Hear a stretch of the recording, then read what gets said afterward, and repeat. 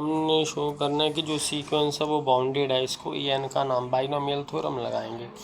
Binomial theorem लगा के ये इन्फिनिटी तक टर्म, तो ये n+1 तक टर्म्स जा रही हैं। ठीक है, तो नेक्स्ट उसके बाद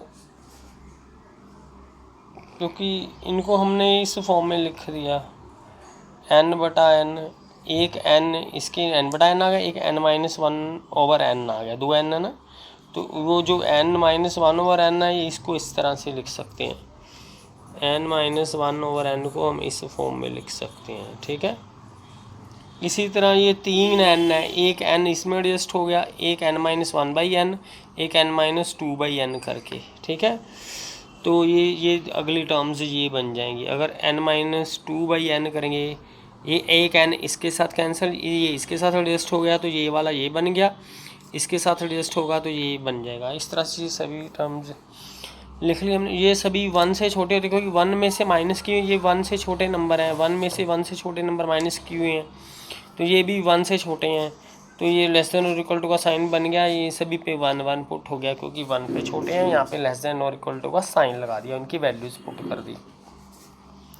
तो ये इक्वल का साइन है, जो an है वो इन n+1 टर्म्स के इक्वल भी हो सकता है और लेस देन भी हो सकता है इस सम के। अगर इन्फिनिटी तक कर देंगे तो फिर इक्वल का साइन नहीं आएगा, फिर सीधा ही लेस देन का आएगा, क्योंकि और टर्म्स बढ़ गई।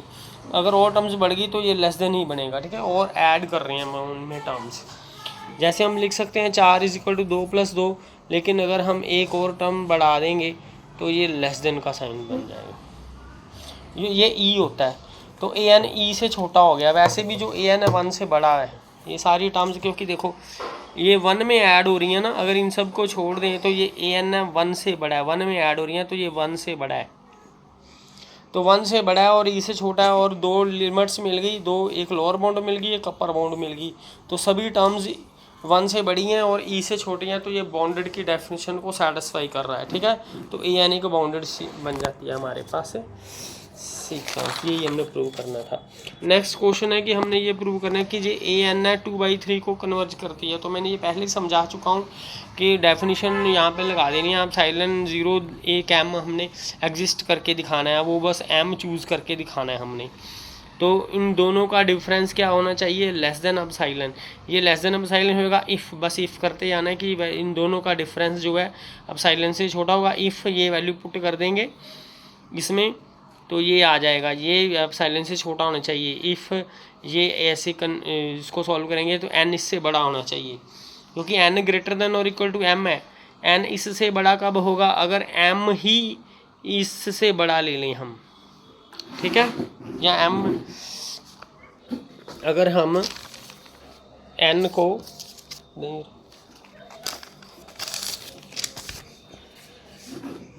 क्योंकि n क्या है हमारे पास ग्रेटर देन 1/3,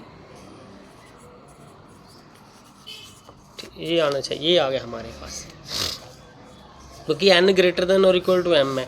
अगर m को ही हम चूज़ कर लें, m ग्रेटर देन दिस,